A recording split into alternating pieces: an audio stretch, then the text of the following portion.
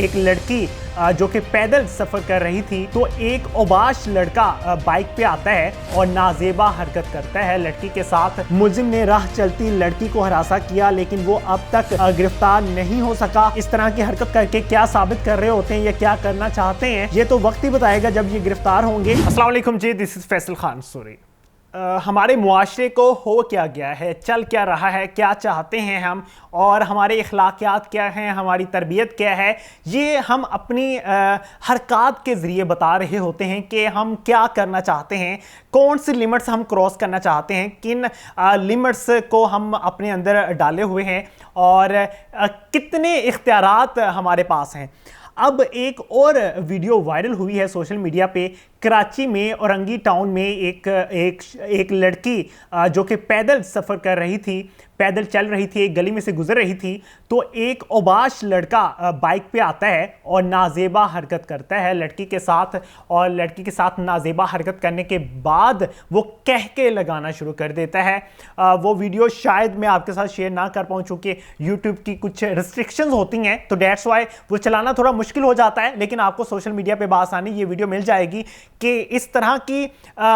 دو videos پہلے بھی آ چکی ہیں، اور پچھلے ماہ میں دو ویڈیوز آئی تھی جو کہ نازیبا حرکات کرتے ہوئے آپ دیکھ سکتے تھے کہ کس طرح سے ایک معصوم لڑکی جو کہ حجاب کیے ہوئے تھی، برقع پہنے ہوئی تھی، اور وہ لڑکی اپنی منزل کی جانب بڑھ رہی تھی تو اس لڑکی کو بھی چھیڑا گیا، اس کو تنگ کیا گیا، اس کے ساتھ نازیبا حرکات کی گئی، اور اس ملزم کو پھر پولیس نے گرفتار تو کر لیا۔ لیکن اس ملزم کو ابھی ایک روز گزر چکا ہے اس وقوع کو، اس ملزم کو ابھی تک گرفتار نہیں کیا جا سکا۔ اب یہ نیا ٹرینڈ آنا شروع ہو گیا کہ ایک لڑکی، معصوم لڑکی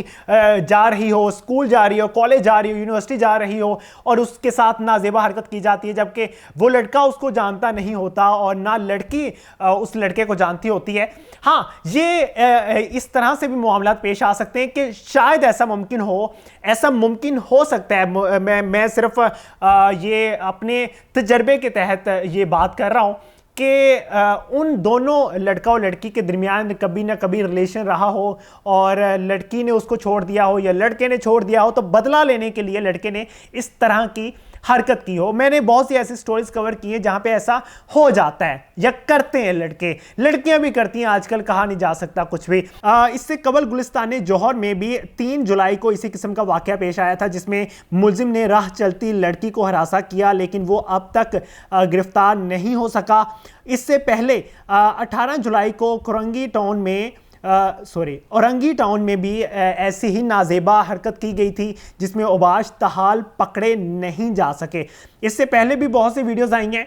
جن کو پکڑنے کی کوشش کی گئی لیکن نہیں پکڑ پائی پولیس، شاید توجہ نہیں دی جا رہی پولیس کی جانب سے۔